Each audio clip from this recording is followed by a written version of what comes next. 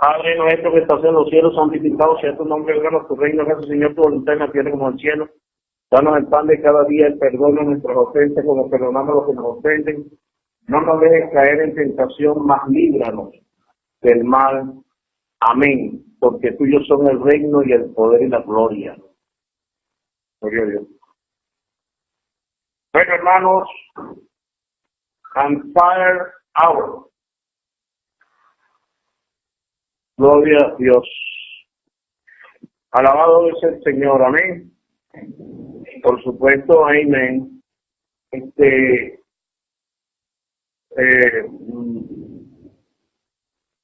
Hemos estado hablando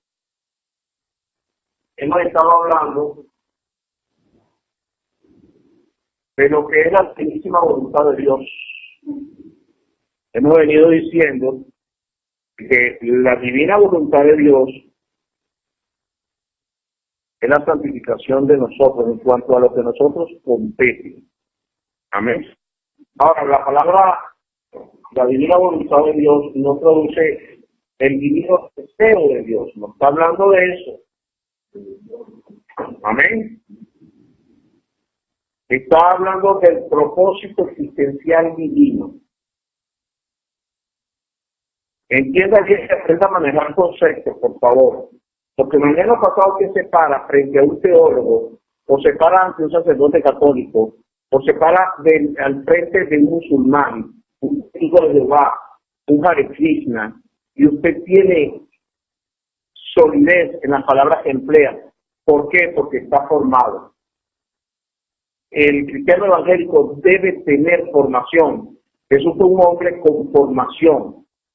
Jesús no llegó a buenas de primera y le decían rabí porque era un apodo de vagos que le colocaron en la calle, ¿no? Jesús era formado. Jesús era un teólogo formado. Amén. Y un cristiano debe ser teólogo.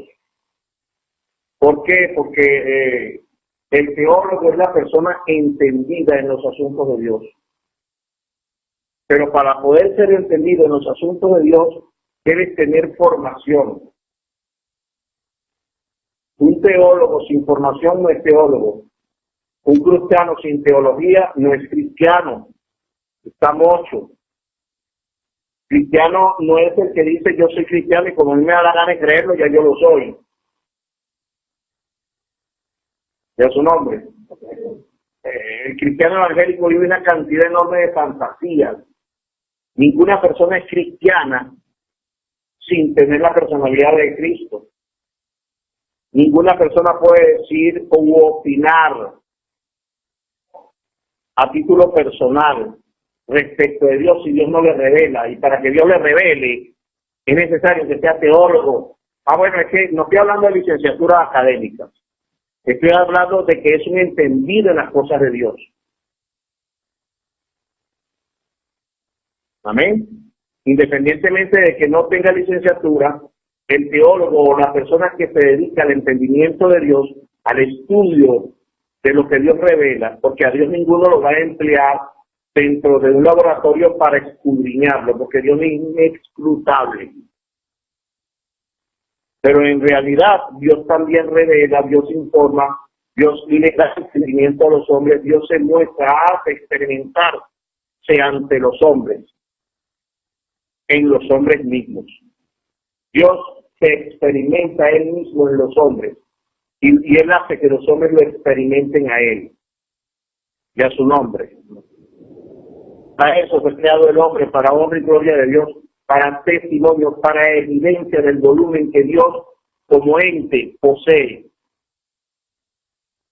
El hombre está creado para un testimonio, para evidencia, para decir lo que Dios es.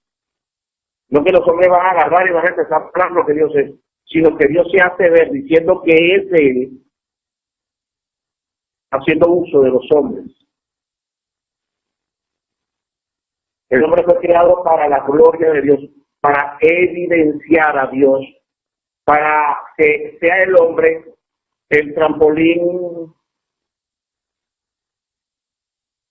o el vértice por el que Dios atraviesa el ángulo. Esos son los hombres. El hombre fue creado para gloria de Dios, para que Dios sea manifiesto conscientemente. Si comenzamos a estudiar un poco la divinidad, nos vamos a encontrar con ciertas características específicas de lo que nosotros tenemos como Dios. Amén. Dios ejecuta todo porque su naturaleza es vida, y por ser vida, todo es ejecutado por Él, porque Él es el que dinamiza la existencia en todas sus presentaciones, sea dentro del ambiente etéreo o sea dentro del ambiente físico. Él es el que dinamiza todo porque su condición vital, estando presente en todos los lugares, hace que todo opere, funcione. Ya su nombre. Todo funciona porque la presencia de Dios está ahí.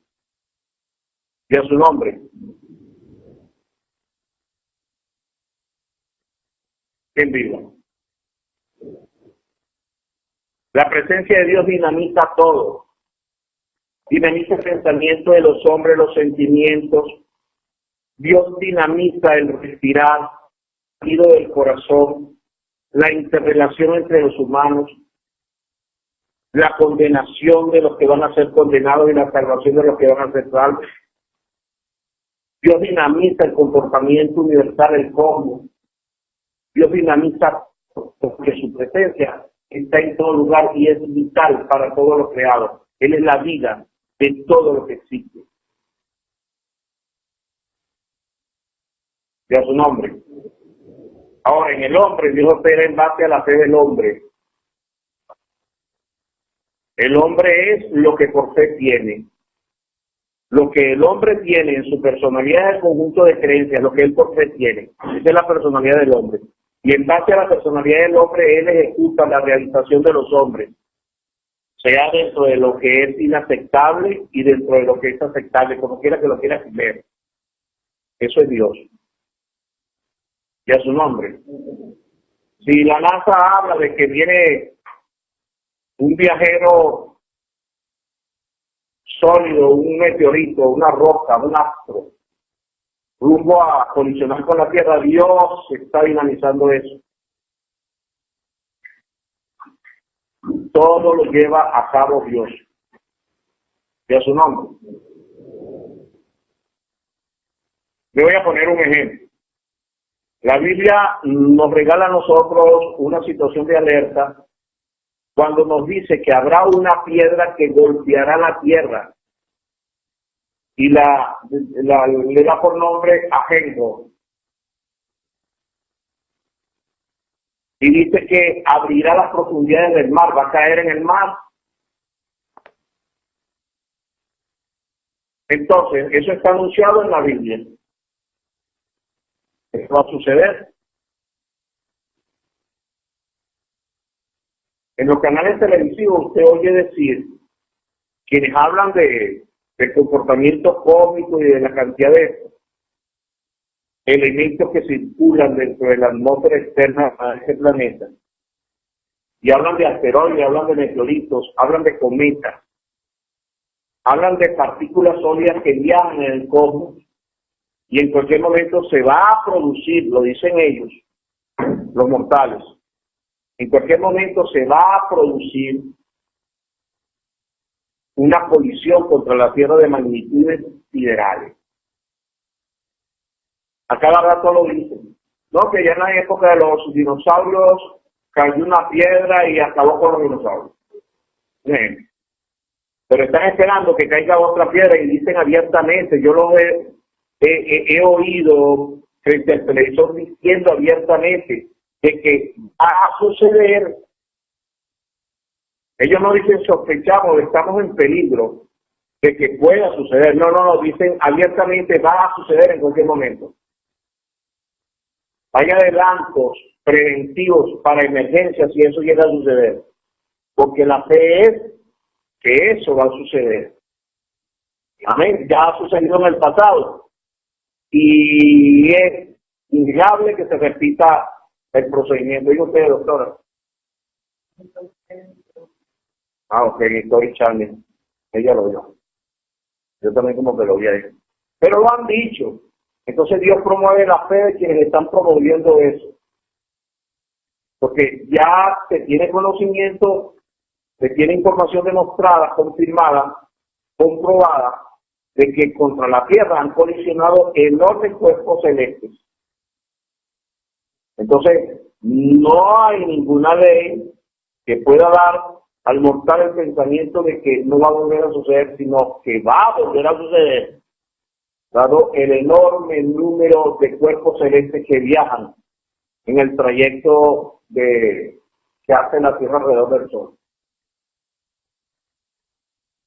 Y es su nombre. Y ya la Biblia lo advierte. Va a caer un terrón de piedra de allá arriba gigantesco y va a provocar sobre la Tierra una situación de verdadera crisis. ¿Amén? O va a crear una crisis de magnitudes enormes. Ya su nombre. Eso lo están avisando. Pero el tema nuestro no es hoy el cosmos. ¿Amén? Si va a caer la piedra o no va a caer, no, eso no es el tema. El tema es, estamos hablando de la santificación desde hace días. Estamos hablando de que es la divina voluntad de Dios el que las personas sean santas. Dice en Primera de Tesalonicenses 4, entre los primeros, creo que el versículo 7, dice, primero o segunda de Tesalónica, no lo recuerdo ahora. En el capítulo 4, versículo 7, si no estoy errado, dice de que Dios nos ha llamado a santificación. Nos ha llamado, nos ha dado responsabilidad de hacernos santos. Amén. Nos ha puesto por vocación la santidad. Nos ha hecho oportunos para salir del pecado, para ser santos. Ahora, una persona que deja de pecar no es santa porque deja de pecar. Es santa si lleva una vida de sacerdocio junto a Jesús.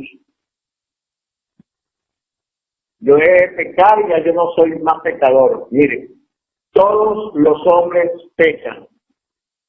Así lleven una vida de sacerdocio. La diferencia está en que si lleva una vida sacerdotal junto a Cristo, ese es santo. Aunque peque. Ahora, una cosa es pecar deliberadamente y otra cosa es pecar como consecuencia de la condición humana. Pecar deliberadamente es realizar o cometer el pecado en el uso pleno de las facultades con la intención de deleitarse en esa práctica. ¿Estamos acá? En cambio, la persona que peca involuntariamente, producto de su condición humana, es una persona que comete un error, no un pecado. ¿Ya tu nombre? Amén.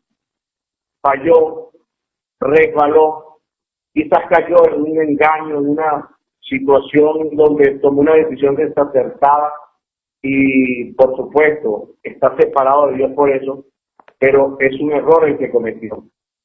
No fue voluntario, no fue espontáneo, no fue deliberado, por lo tanto, no pecó, erró. Y a su nombre. Ahora, una persona que sabe que el adulterio es malo, y bueno, y venga a decirle a Dios, bueno, la verdad es que yo no me di cuenta de lo que hacía. Ese cuentico chino se lo va a meter a otro, porque él sabía que esa no era la esposa, que esa era a lo mejor la mujer de otro, quizás el compadre, el amigo o el cuñado. ¿Está entendiendo? Entonces, cuando se quitó la ropa y se acostó con las mujeres, él sabía que eso es pecar deliberadamente en uso pleno de las facultades. Pero no, lo que pasa es que yo tenía 4 palos en la cabeza, me había tomado varios whisky, varios rones o varias margaritas, lo que sea, y en el uso de mis facultades hice lo que hice sin querer. Ese cuentico chino se lo metes a otro, ¿ok? El que peque en conocimiento pleno lo hace de manera deliberada. No hay duda. Amén. Entonces es pecado. Ahora bien, pecar es aborrecer a Dios para caer en lo que a Dios no le agrada. Amén. Entonces, santificarse es separarse de lo que es pecado, asumiendo una vida sacerdotal con Jesús para ser santo. Amén. Santo es el que lleva una vida sacerdotal con Jesús y que no peca de manera deliberada. Aborrece el pecado. Eso es un santo. Santo no es aquel que Jesús le perdonó los pecados y ya porque le perdonó los pecados, fue limpio de los pecados que cometió por hacer, ya es santo, ¿no? Es santo porque yo soy santo, es una diligencia que nos corresponde a nosotros. Es un mandamiento, es una instrucción, es un imperativo. Es santo porque yo soy santo, o sea, santifíquense. Amén. Entonces, seguir la paz con todo y la santidad es otra instrucción imperativa, sin la cual nadie verá a Dios. O sea, la santificación la realiza el crédulo. No es consecuencia de hacer una confesión de fe, no es consecuencia de decir yo creo, no es consecuencia de decir lo que me dé la gana según mi propia opinión, sino que es consecuencia de llevar una vida ordenada conforme a los valores de juicio que Dios dentro de su personalidad maneja para lo que es pureza. El santo es una persona sin malignidad, sin sentimientos deshonestos. El santo se retira de la avaricia, de la ostentación, del chisme, de la envidia, de la condenación, de la difamación, de la calumnia. Se aparta de la mentira, de las obsesiones, de los caprichos carnales, de la trampa, de la avaricia, de la gula, de aquello que le llaman picardía. Amén. Es una persona que opera desde su alma con sentimientos estables de honestidad. Guarda la integridad y el respeto a Dios, a su semejante y a sí mismo. No se va a entregar de manera deliberada a prácticas que Dios aborrece, sino que, igual que Jesús, repudia lo que Dios repudia y ama y aprecia y practica lo que Jesús hace. Y a su nombre. Dice la palabra de Dios que la voluntad de Dios es la santificación nuestra. La voluntad de Dios no habla del deseo de Dios, sino el propósito existencial para lo cual Él existe. O el propósito vivencial para lo cual Él existe. O el propósito existencial para el cual Él vive, como quieras que lo cuadre. Anote en la pizarra, propósito existencial de Dios o de Hashem. Propósito existencial de Hashem. Hashem existe, es una realidad con magnitudes siderales que manejan, implementan, activan, desempeñan todo lo creado. Eso es Dios. Amén. Ahora, todo lo que existe no existe sin sentido existencial. Lo que le da sentido existencial a todo lo que existe es el propósito para lo cual existe. ¿Ya su nombre? ¿Quién dice? El propósito para lo cual o para el cual existe Dios es la santificación. Y a su nombre. La santificación es el propósito existencial de Dios. Dios evoluciona, no es un elemento definitivo, terminado, concluido. Dios va de un nivel de gloria a otro, revelándose a sí mismo, pasando siempre por situaciones conflictivas que lo colocan en una nueva plataforma en el que su brillo de gloria está crecido todas las veces más. Eso es Dios. Amén. Eso es Dios. Un volumen existencial consciente de sí mismo, cuyo desempeño se realiza para escalar posiciones de pureza cada vez que pasa de un nivel de gloria a otro mayor. Y a su nombre. Así sucede con la conversión de los pecadores. Siempre van de un nivel de gloria a otro mayor, dejando atrás en las vivencias y en las experiencias condiciones deformadas que poseían, características viciadas con las que tenía formada la personalidad que trae del mundo. Es el mismo procedimiento. En este momento, bueno, ya concluido para Dios, pero en desarrollo pleno para nuestra concepción, Dios está pasando por una crisis de identidad. Esa crisis de identidad por la que Dios atraviesa en este momento, conforme a nuestro crono, a nuestro tiempo existencial, es en efecto contra la muerte. Él requiere de pasar a otro nivel de gloria y para ello creó el hombre. Creó al hombre para testimonio, trampolín, evidencia de su capacidad sobre la muerte. Eso lo podemos ver en la resurrección de Jesús y de otros hombres en lo que manejamos como la Santa Biblia. Dios está demostrando que tiene capacidad sobre la muerte y que Él es vida.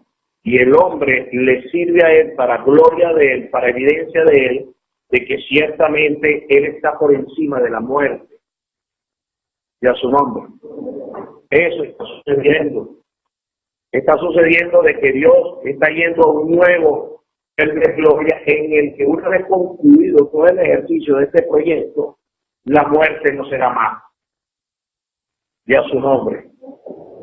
¿Quién vive?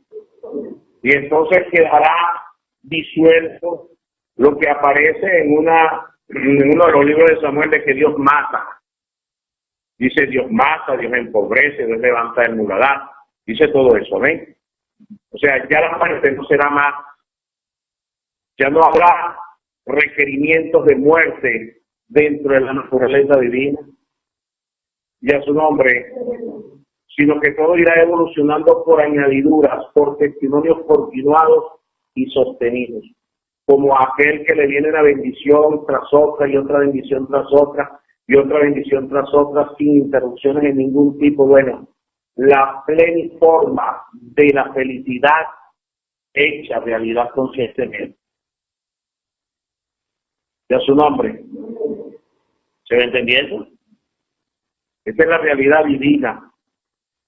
El hombre es evidencia de la magnitud y el volumen que Dios posee. Y en el ejercicio de la redención queda demostrado que Dios es capaz de hacer de hombres mortales hijos para vida eterna.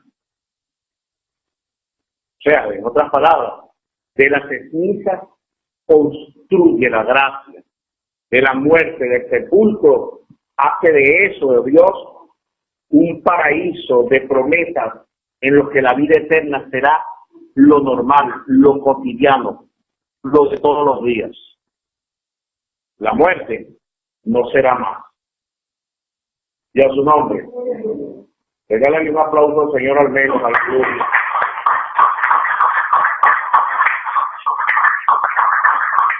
El cristiano debe tener formación. El cristiano debe manejar conceptos. El cristiano debe tener entendimiento pleno y abierto del sentido que Dios le da a las palabras que Él emplea dentro de la redacción bíblica.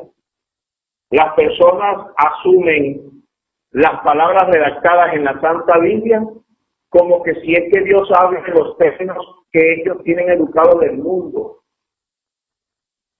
Cuando Dios habla de amor, está hablando, de esta manera de ejemplo, de afecto natural, está haciendo referencia a la obediencia a los mandamientos.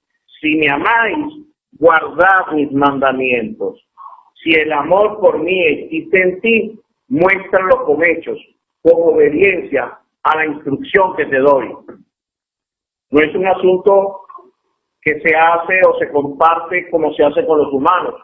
Yo te amo y el corazón me palpita aceleradamente. Y nos damos besitos y apretones y bueno, y vaya usted hasta que salga alguien preñado. Y eso no es el amor del que Dios habla en la Biblia. Si me amas y guardar mis mandamientos, no tiene que ver con afecto natural. Cuando Dios emplea la palabra amor, no la está empleando dentro de los términos con el que los humanos usan esa palabra, porque Dios no le da la definición a esa palabra en términos humanos, porque Él no es humano, Él es divino, y emplea la palabra amor, es para decirnos o para referirse de obediencia, de sujeción, de acato y de recato, y a su nombre, a Él, con Él y para Él. Así que vamos a estar claros. El cristiano debe tener formación, características que brilla por su ausencia en casi todos los cristianos del mundo. El cristiano se ha dado a la tarea de relacionarse con Dios dentro de la educación que el mundo le formó, dentro de las opiniones que él mismo se forjó, dentro de las concepciones que para él resultan correctas dentro de su juicio de valor. Eso es un error magnánime. De allí que usted encuentra doctrinas de todo tipo que dicen ser cristianas. De allí que usted encuentra por todos lados desacuerdos en cuanto al manejo de lo que es la gracia, la salvación, el pecado, la santidad, lo que es en el espíritu, lo que es en la carne, lo que es ley, lo que es mandamiento, lo que es un decreto, lo que es un edicto, lo que es una instrucción divina. Usted ve que hay una diversidad enorme de contradicciones entre grupos de una doctrina y otros, producto de que no tienen formación y a la tarea se dan de ser titulares, inclusive académicamente teólogos, y sin embargo no les dan a la redacción bíblica el manejo apropiado con el mismo, con el que Dios habla las palabras que habla, de acuerdo a la formación, a la idiosincrasia, a la educación que Dios tiene para decirlas. Cuando Dios habla de amor, y esto lo acabamos de colocar como un ejemplo, no está hablando de afecto natural, de sentimientos humanos. No está hablando de emociones de mortales, porque cuando Él coloca la palabra amor, lo está haciendo, lo está mencionando en base a la formación que Él posee como el más elevado de los entes divinos. Y a su nombre. Esto debes aprendérselo. Todo cristiano sin formación está inconcluso. Está como plato de servilleta, de papel. Tiene forma de plato, pero no sirve para comer. Y a su nombre. ¿Quién vive? Si el cristiano no tiene formación, está inconcluso, desconoce dónde está parado, habla lo que habla y habla paja, más paja contra más paja, creyendo que tiene la verdad, porque habla en razón de la propia opinión personal con la que él línea sus pensamientos. Nada mejor que estar en la verdad, y la verdad no está en lo que el hombre piensa. La verdad está en la naturaleza divina, y ella es revelada a los hombres cuando los hombres le solicitan a Dios revelación divina de la postura que él tiene respecto de todos sus asuntos. Le toca al hombre poco a poco ir dimensionando dentro de la verdad lo que en cada aspecto particular Dios opina, piensa, siente, cree, es.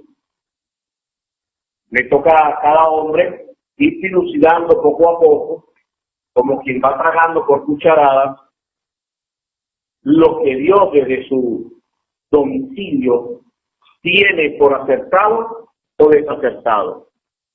Cuando vivimos el Evangelio dentro de los términos divinos, conforme a la manera como Dios maneja sus conceptos, en realidad estamos en la verdad. Si damos un buen empleo de esas definiciones, por supuesto. Vuelvo y repito, que son de acuerdo a lo que Dios en su educación posee como individuo. Él es la verdad, y todo lo que habla lo habla en términos que son conceptos basados en lo que él maneja en su inteligencia.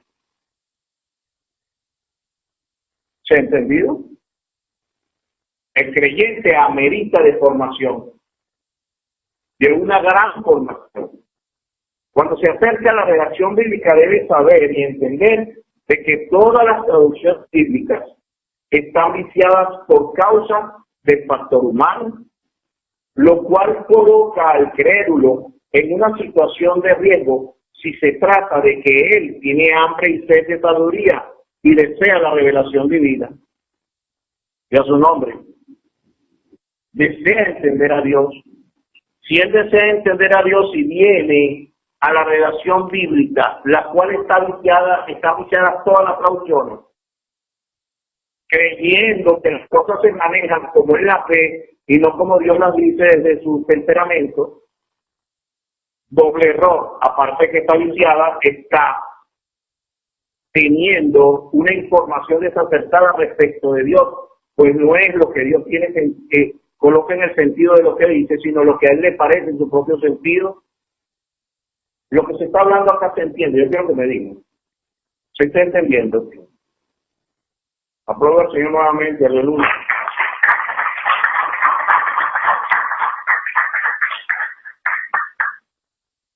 El cristiano amerita tener formación. El cristiano no sabe, o mejor dicho, la mayoría de los cristianos desconocen lo que es la palabra discípulo, desconocen lo que es la palabra voluntad de Dios, no lo manejan adecuadamente, desconocen lo que implica ser santo, dentro de qué términos Dios mira la palabra santo. Las personas ameritan manejar estas palabras correctamente. Por ejemplo, la palabra discípulo, dentro de los términos del coloquio o de lo que tradicionalmente se maneja, se piensa que es una persona que es alguien que recibe clases. En términos coloquiales, es un alumno. Ya su nombre. La palabra alumno traduce sin luz, sin conocimiento y sin entendimiento. O sea, no posee la verdad, no tiene la práctica y no sabe en qué consiste cualquier cosa. Eso es un alumno. ¿Amén?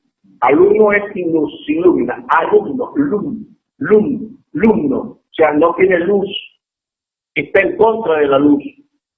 Es alguien que no posee iluminación. Es alguien que no tiene conocimiento. Es alguien que no tiene entendimiento. Entonces, cuando en un aula se sienta una persona a oír clases de un profesor, de un pedagogo, a ese le dicen alumno. Pero al que está al frente dando la explicación le dicen maestro. Pero en realidad, dentro de el esquema bíblico, la palabra discípulo no tiene que ver con personas que están sin luz, anémicamente sin conocimiento, carentes, escasos o aislados de entendimiento. No tiene que ver con ese tipo de personas. Por supuesto, llegan así ante Jesús para hacerse discípulos de Jesús. Pero un discípulo es una persona que tiene luz, que está iluminado, tiene experiencia, conocimiento, y además eso entiende. Dios su nombre. O sea, que en pocas palabras, hermano, si usted sigue hablando aquí somos todos una cuerda de cachiporro. Dios su nombre. Bueno, comenzamos de cero, vuelvo y repito. Amén. Así llegan todos los hombres. Los hombres llegan como alumnos, pero un discípulo es alguien que ya está transformado, alguien que digirió, y lo que digirió, lo que Dios le iluminó, lo digirió, lo que experimentó, lo digirió, lo que tiene por acertado en su entendimiento, lo digirió, y todo lo que digirió es su personalidad. Esa personalidad que es producto de vivir para Cristo, de nacer para Cristo, es lo que se define como un discípulo. Un discípulo es una persona formada, es una persona formulada también dentro de valores que se tienen como acertados e inamovibles. Por ejemplo, Sócrates enseñaba y tenía discípulos. Él enseñaba, formaba y formulaba personas con carácter de entendimiento filosófico para explicar la realidad del humano, del comportamiento de los elementos que hacen de la naturaleza la protagonista que regula todo lo que existe. Y estas personas asimilaban y marcaban el trayecto de su existencia dentro de patrones que, de acuerdo a esas enseñanzas, a estas iluminaciones, le daban al hombre parámetros para vivir. Y a su nombre. Sócrates era medio, usted sabe, un poquito desasiado y muy dado al descuido personal, de andar descalzo en las calles, teniendo escozo, le pareció un desorden. Y a su nombre. Tenía pinta de indigente, como se dice acá en Venezuela. Sócrates. Sin embargo, Sócrates siendo o perteneciendo a lo que es griego, formulaba personalidades en base a creencias que se sostienen permanentemente. Y a su nombre. Por ejemplo, Sócrates llegó a explicar abiertamente el comportamiento existente de los números en el medio ambiente, entre otras cosas. Habló de política, habló de sociología, habló no solo de matemáticas, habló también del comportamiento abstracto de las cosas y mencionó algunas leyes que lo rigen, lo abstracto. Amén. Bueno, lo cierto es que dentro de la Biblia, que es el tema que nos toca a nosotros, Jesús menciona la palabra discípulos de personas que dedican su existencia protagónicamente a experimentar las enseñanzas que Él da. Él da, por ejemplo, enseñanzas como esta aquí en Jesús. Ama a tu prójimo como a ti mismo. Y Jesús te dice, predique el Evangelio. Y Jesús te dice todo lo que te dice. Luego los apóstoles dentro de la redacción bíblica aparecen explicando las mismas palabras de Jesús con una amplitud más fácil de absorber. Y a su nombre. Sé tanto porque yo soy santo. Y entonces usted lee y se da cuenta que la santidad tiene que ver con el abandono a todo lo que es mundo para consagración permanente hasta más allá de este mundo para la vida eterna a Jesús.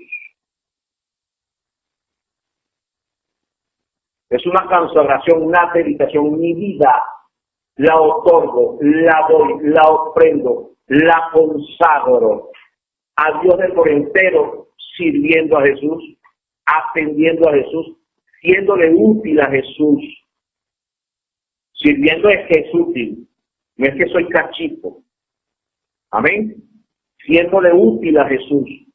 Para hacerle útil a Jesús existe una condición inalterable. Por ejemplo, Lucas 14:33 dice, si alguno deja todas las posesiones que tiene, no puede ser mi discípulo. O sea, para ser discípulo de Jesús hay que renunciar a todas las posesiones que se tienen. Y a su nombre, búscalo ahí, Lucas 14:33. Si alguno pues no renuncia a todo lo que puede, lo que posee, no lo sueñe, ni siquiera trate de entrar con otra aplicación. No puede, sin esa condición, ser mi discípulo. O sea, es un desafío para cualquier hombre. Pero ¿qué te está solicitando Dios a cambio de eso? ¿Qué te está ofreciendo Dios a cambio de eso? Te está ofreciendo la vida eterna en condición de sacerdote, de rey y sacerdote, en la presencia celestial del Dios Altísimo, para regir justamente con Cristo. Ya su nombre. O sea, te está cambiando los escarcines por un caballo pura sangre, con jinetas de oro sobre tus hombros, con autoridad de un sable que marca la línea de lo que es la justicia. Te está convirtiendo en un Dios. Ahora, dígame usted si es negocio o no aceptar semejante oferta a cambio de dejarlo todo por él, lo de este mundo. Lo de este mundo es perecedero y conduce a los hombres a condenación eterna. Si tú dejas todo por Jesús para que te dé la vida eterna, te va a entregar lo que estamos hablando, lo que se acaba de decir hace un momento. Ahora, a cualquiera que tenga, aunque sea medio dedo de frente, le resulta práctico entender de que es negocio, y a su nombre, de que es verdaderamente una buena inversión. Mi vida, la que estoy circunstancialmente protagonizando acá, por la que Jesús me invita, que es la vida eterna. Lea. Así pues, cualquiera de vosotros que no renuncie a todas las cosas, no puede ser.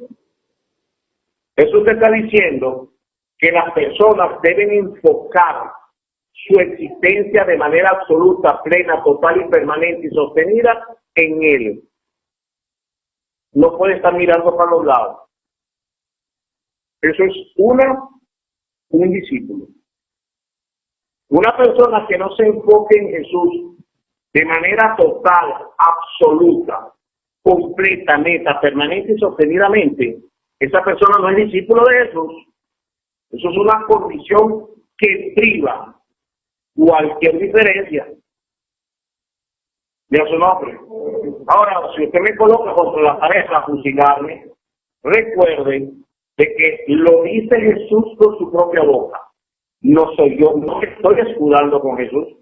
Le estoy diciendo que lo que le estoy hablando, se lo estoy diciendo dentro de los términos con los que Jesús lo expresa. Esas no son mis palabras, son las palabras que Dios ha colocado en mi boca para que usted las oiga, las cuales están dichas por Jesús. Y a su nombre. Entonces, si usted es un creyente convencido, tenemos un mandamiento de Dios y a su nombre. como creyente convencido? ¿Quién vive? Y Jesús se acercó y les habló diciendo a los discípulos: toda potestad me es dada en el cielo y en la tierra. Por tanto, id y hacer discípulos a las naciones. O sea, transfiéranle a ellos la idea de que deben tener mi personalidad. Transfiéranles a ellos la idea de ser hechos hijos de Dios, y un hijo de Dios es como yo soy, que soy el hijo de Dios. No existe un patrón o una medida que me sirva para yo establecer lo que es correcto y lo distinto a Jesús. Jesús es el patrón, por eso se llama maestro. Porque la palabra maestro intuye el molde correcto, aceptado dentro de lo que se tiene por correcto. Valga la redundancia.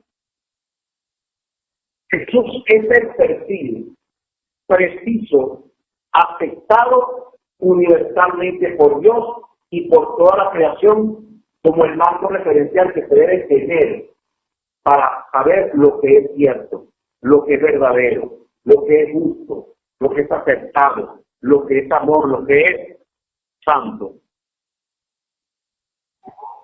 Ya su nombre. O sea, si alguien no tiene letra, si alguien no tiene la manera de recibir revelación, si se fija en la personalidad de Jesús, su intelecto sí lo provee de capacidad de observación para que tome el modelo Jesús. En otra parte, para que la condición maestra o la condición de maestro que Jesús tiene sea lo que lo talle a él para que sea un santo. El propósito existencial de Dios es santificarse. Y Él dice, sé santo porque yo soy santo. O sea, si ustedes son del mismo material con el que yo estoy elaborado, entonces ustedes son la continuidad de mí expresada en condición humana. Amén. Eso se define como hijo de Dios. Amén. Un hijo es la continuidad genética de un maestro digno. Hijo. Con entendimiento digno. Amén. ¿Estamos acá? ¿Se va entendiendo eso? Este es bastante espeso, pero es la verdad. Este material que se está desplegando acá es para gente que sabe apreciar la médula de la verdad. Es para gente que se deleita, se da gusto, se complace en lo que en realidad es Dios. Por supuesto, habrá quienes aborrezcan este tipo de presentaciones. De todas maneras, cada quien determina su futuro eterno y en cuanto a eso, usted es responsable de lo que decide. Por tanto, ir y hacer discípulos a todas las naciones, bautizándolos en el nombre del Padre y del Hijo y del Espíritu Santo, enseñándoles que guarden todas las cosas que os he mandado. Y aquí yo estoy con vosotros todos los días hasta el fin del mundo. Amén. ¿Ya su nombre? Vamos a desglosar esto rápidamente entre los términos con los que Dios le da sentido a lo que dice. Por tanto, ir a ser discípulos a todas las naciones. O sea, conviértanlas en lo que yo soy, el maestro, el molde perfecto. ¿A quiénes? Cuando habla de las naciones está hablando de países. No, a los nacidos en Cristo. A los que admiten a través del acto de contrición, el perdón que Jesús les regala, la salvación que Jesús les ofrece, lo cual los compromete a vivir una vida en santidad, porque ya saben que el pecado los condena, y a su nombre, bautizándolos, sumergiéndolos, dice ahí, metiéndolos de fondo en el nombre del Padre, o sea, en lo que para Dios tiene nombramiento correcto, en lo que para Dios tiene esencia perfecta, en el nombre del Hijo, que es lo mismo que el Padre, en lo que para el Hijo tiene sentido correcto.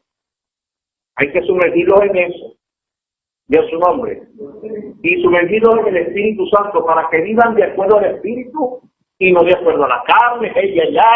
O sea, en otras palabras, el discípulo es formado dentro de la personalidad con Jesús, de Jesús, dentro de los términos que el Padre diga sus cosas, dentro del término que Él mismo, Jesús, el Hijo, mira sus cosas, dentro de los términos que el Espíritu Santo mira las cosas de Dios. Amén. Por eso dice bautizándolos. Eso es sumergiéndolos. Y a su nombre.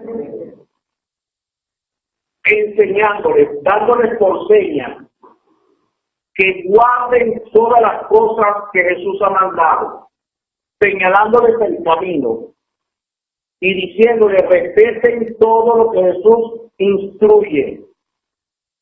De su nombre. Eso se llama señales. Amén. Enseñándoles, inculcándoles las señales, enseñándoles, haciéndolos testimonio vivo, protagónico y experimentado de la instrucción divina, enseñándoles, haciéndolos vivir. De su nombre. Por ejemplo, aquí tenemos un par de infantes. Los infantes no van a un curso para aprender a caminar, ¿sí o no? Ellos experimentan el caminar de acuerdo a las experiencias que van viviendo, ¿sí o no?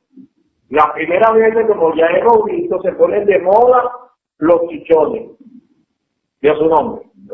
Las narices rotas, las bocas rotas, ¿sí o no? El llantén, o sea, me refiero al lloriqueo porque se golpeó.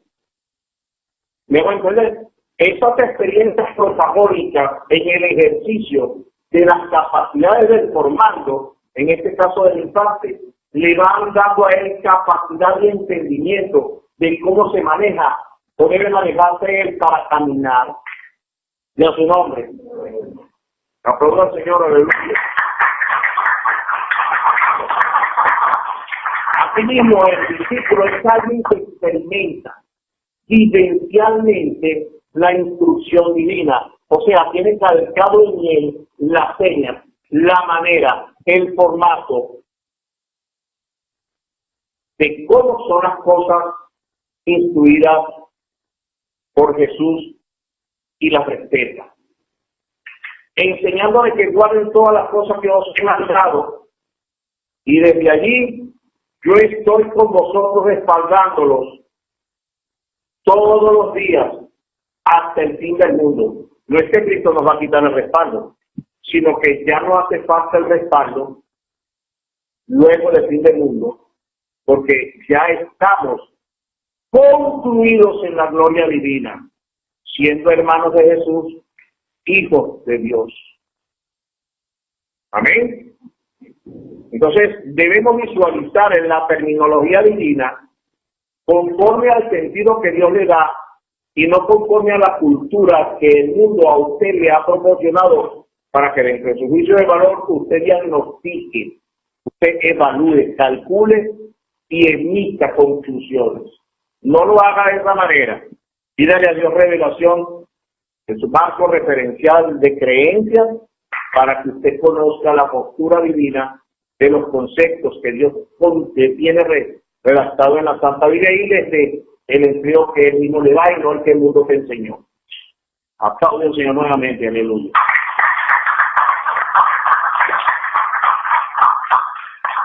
Dentro de toda esta situación, las personas conocen el propósito existencial que Dios tiene.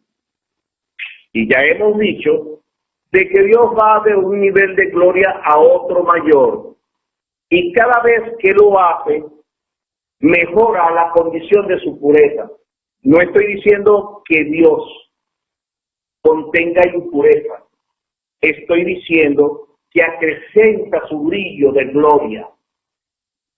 ¿Se va entendiendo? ¿Se entiende? Acrecenta su brillo de gloria. No que tenga impureza, porque más puro que Dios no existe. Amén. Entonces, el propósito existencial de Dios,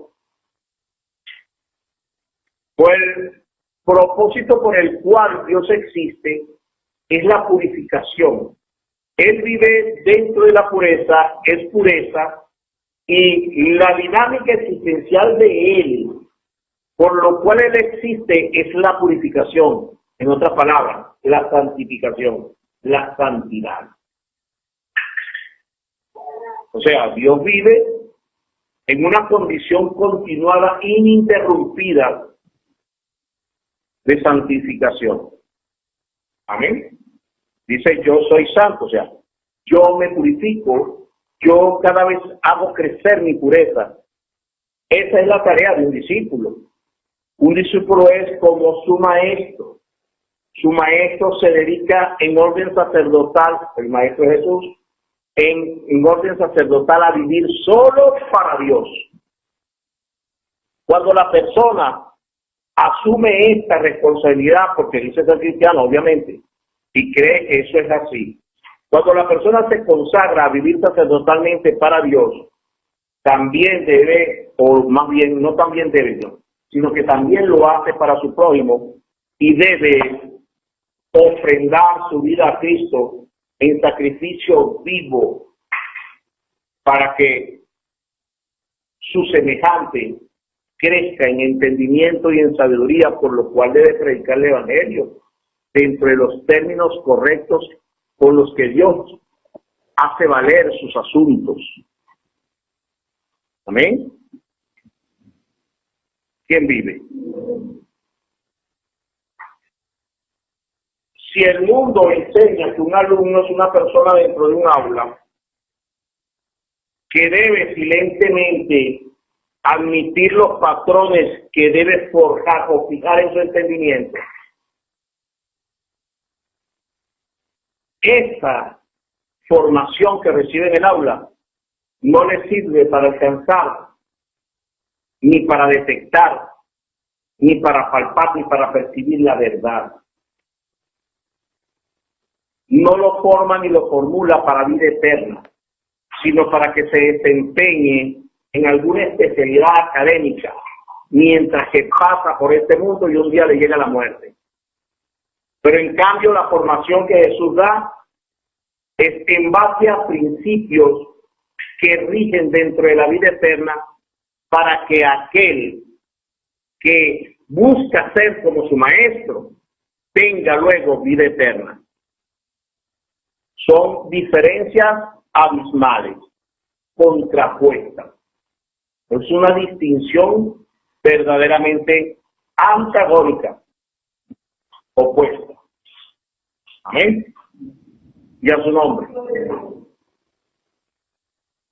Cuando la persona, Dios le dice, sé santo porque yo soy santo, Dios le está diciendo, mi propósito existencial es el de la pureza. Amén. Es el de la belleza. Es el del entendimiento, la sabiduría, la justicia. El esplendor de lo que en realidad es la verdad. Y le está diciendo a las personas, sean como yo soy. O sea, en otras palabras, Dios le está diciendo a la gente, mi voluntad es que ustedes sean como yo soy. Y les entrego mi Espíritu Santo para que orienten sus existencias en lo del Espíritu a esto. Entonces, existe el bautismo, el sumergirse, dentro de las enseñanzas que Jesús indica guardar, admitiendo el sumergirse en el Espíritu, en el nombre del Espíritu. ¿Amén? Lo leímos hace un rato, hace un momento. Amén. Entonces, si vives por el Espíritu, ninguna condenación hay para los que están en Cristo Jesús, que no viven conforme a las obras de la carne, sino conforme al Espíritu. Santo, por supuesto. El Espíritu que te anima, te redarguye, te exhorta de pecado y de justicia, para que seas puro como Dios es puro. A eso lo definimos como la voluntad de Dios. La voluntad de Dios no es el deseo. Amén. La voluntad de Dios es el principio existencial por el cual Dios existe, vive. Y nos dice que ese debe ser nuestro principio existencial también.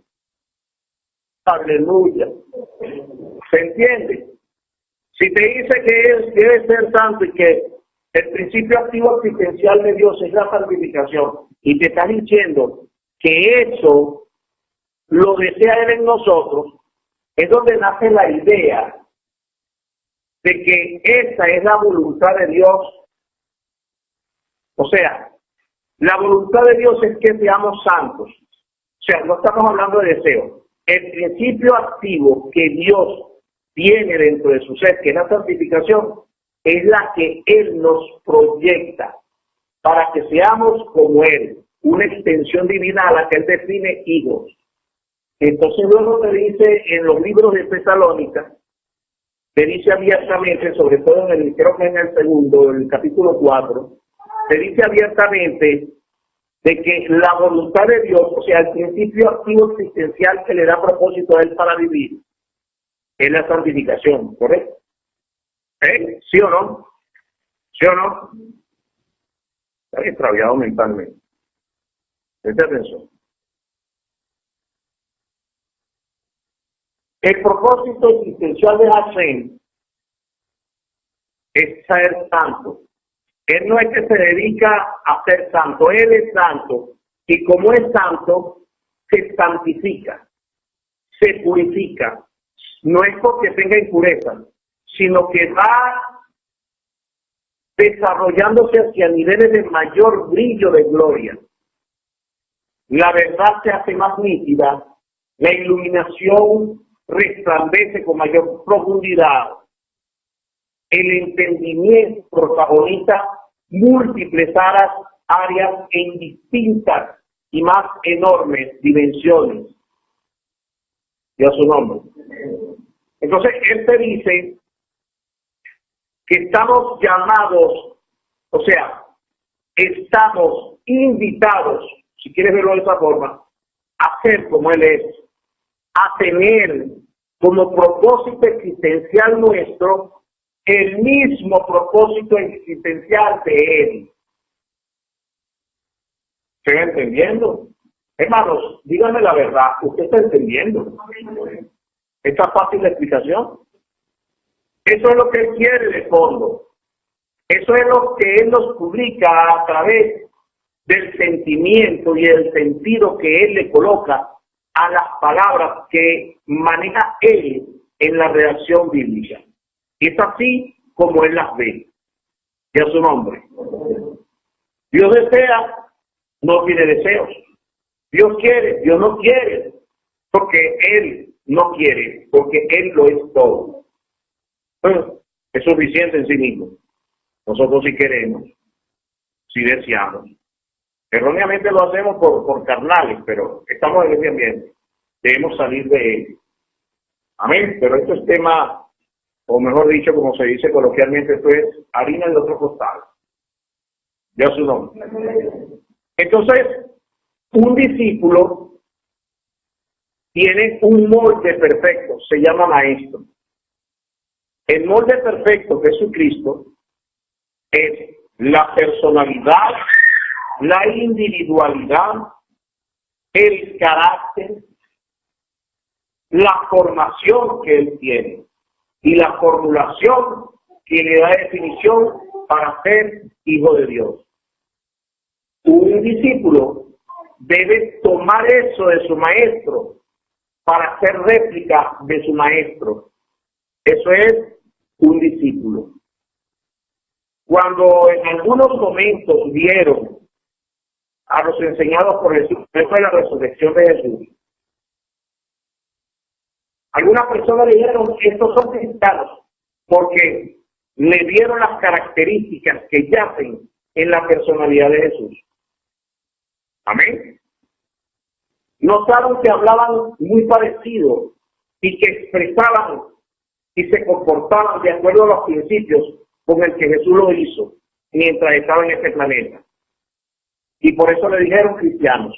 Eso nos dice a nosotros que cristiano no es el que cree, sino el que es como Cristo es. Amén. Si usted dice que es cristiano porque usted cree en Cristo, la Biblia nos muestra en el testimonio que se acaba de relatar de que para Dios, cristiano es el que es como Cristo es. Y a su nombre. Si usted no es como Cristo es, entonces usted no es discípulo de Jesús. Usted no es hijo de Dios. Usted amerita dejar todo por Jesús. Por donde quiera que usted mire, el lente siempre mostrará lo que está dicho en el libro de Eclesiastés. El todo del hombre es guardar los mandamientos. El todo de Dios, lo que le da sentido existencial para que la vida de un hombre tenga verdadero sentido, propiedad, es que se dedique a Dios.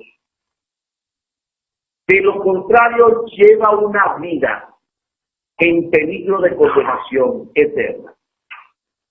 Pero es que los placeres, lo que pasa es que lo que sucede es que, mire, no hay pretextos. Es cuestión de decisión personal de cada uno. Es decisión, es potestad, es determinación suya. Si se queda como está, o definitivamente asume la oferta que Jesús le hace para vida eterna. Me decía un hermano acá en esta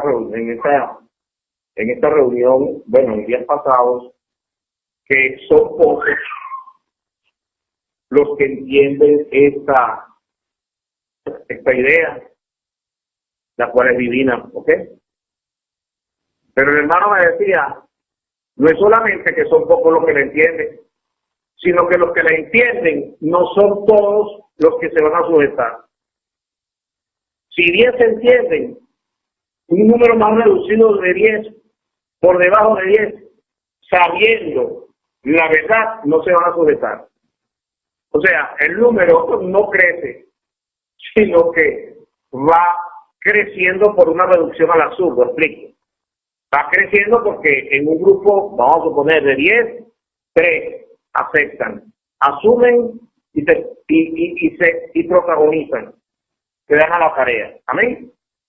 Pero va creciendo, o sea, en cuanto al número y al volumen, en proporciones, oye, esto es ilógico. Y sabiendo 10, 3 nada más asuman, un ejemplo. Amén. Pero eso es que son 3 aquí, 3 allá, 2 allá, 1 allá, 5 allá, 20 allá. ¿Me voy a entender? Entonces, es una reducción al absurdo. Se crece en cuanto a la ubicación. Amén. Pero crece en cuanto al número de ubicaciones que hay.